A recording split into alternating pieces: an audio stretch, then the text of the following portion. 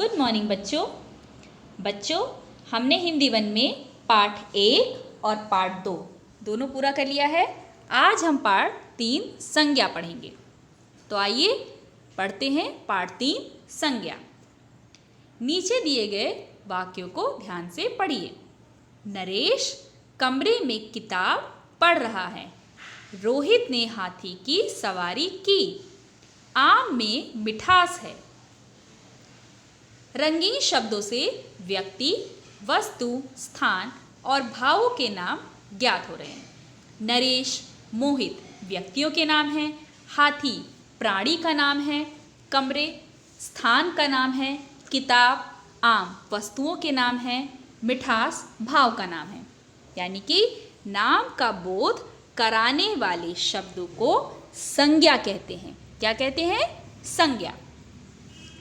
अब हम बात करते हैं संज्ञा के भेद की। तो बच्चों, संज्ञा के 3 भेद होते हैं: व्यक्तिवाचक संज्ञा, जातिवाचक संज्ञा और भाववाचक संज्ञा। तो सबसे पहले हम बात करेंगे व्यक्तिवाचक संज्ञा की। इन चित्रों को देखिए और इनके नाम पढ़िए।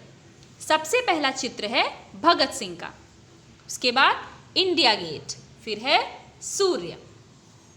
नाम वाले ये सभी शब्द किसी एक विशेष व्यक्ति, स्थान या वस्तु के बारे में बता रहे हैं। इन्हें हम व्यक्तिवाचक संज्ञा कहते हैं।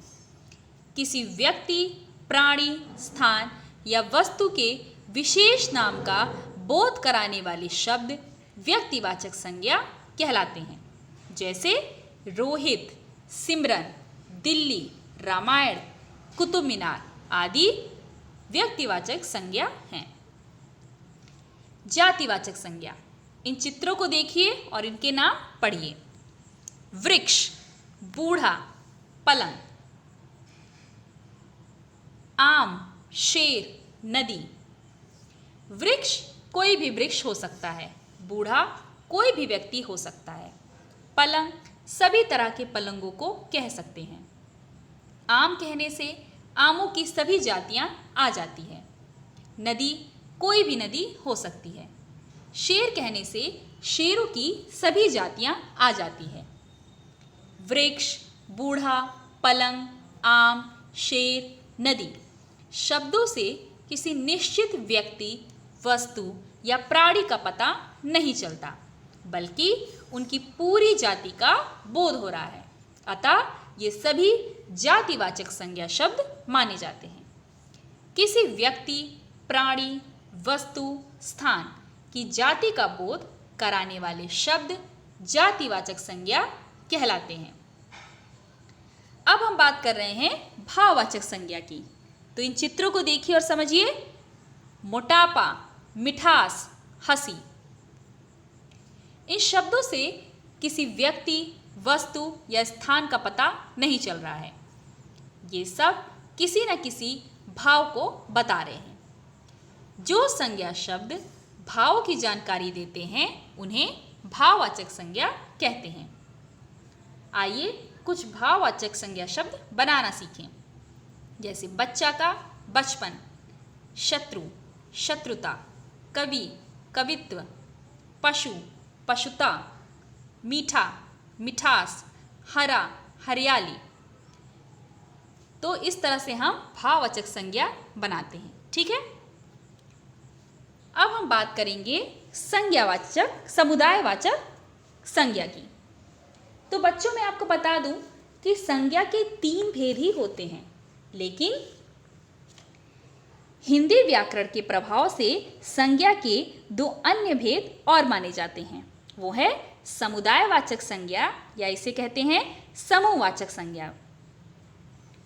जिन संज्ञा शब्दों से किसी प्राणी या वस्तु के समूह का बोध होता है उन्हें हम समुदायवाचक संज्ञा कहते हैं।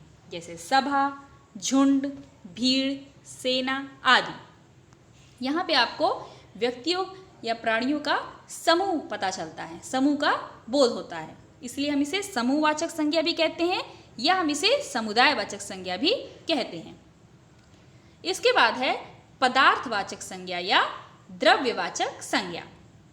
जिन शब्दों से किसी पदार्थ का बोध हो उन्हें हम पदार्थवाचक संज्ञा कहते हैं, जैसे दूध, जल, सोना आदि। तो बच्चों आओ दोहराएं। बच्चों, संज्ञा किसी व्यक्ति, प्राणी, वस्तु या स्थान का नाम है। भावों के नाम भी संज्ञा होते हैं। व्यक्तिवाचक संज्ञा से विशेष व्यक्ति, वस्तु या स्थान के नाम का बोध होता है। जातिवाचक संज्ञा पशु, पक्षी, वस्तु आदि की पूरी जाति का बोध कराती है। भाववाचक संज्ञा से व्यक्ति, वस्तु, स्थान के गुण, दोष, अवस्था का बोध होता है। तो बच्चों, आज हमने पढ़ा पाठ 3 संज्ञा। आप पाठ 3 संज्ञा अपने पुस्तक से पढ़ेंगे। ये आपका होमवर्क है। ठीक है, धन्यवाद बच्चों।